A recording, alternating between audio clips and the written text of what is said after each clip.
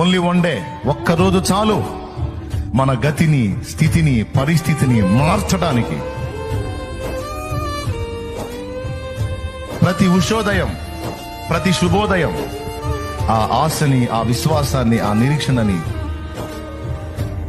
నువ్వు కలిగి ఉండమని నిన్ను హెచ్చరిస్తుంది. నిన్న మారలేదా? మొన్న మారలేదా? ఈరోజు కూడా మారలేదా? అట్లయితే రేపు ఉంది, ఎల్లుండి ఉంది, ఆ తర్వాతి రోజు ఉంది. సింపుల్ గా ఒక మాటలో చెప్పాలంటే, నీ విషయమై దేవుడు ఖచ్చితంగా జోక్యం చేసుకునే ఒక రోజు ఉంది.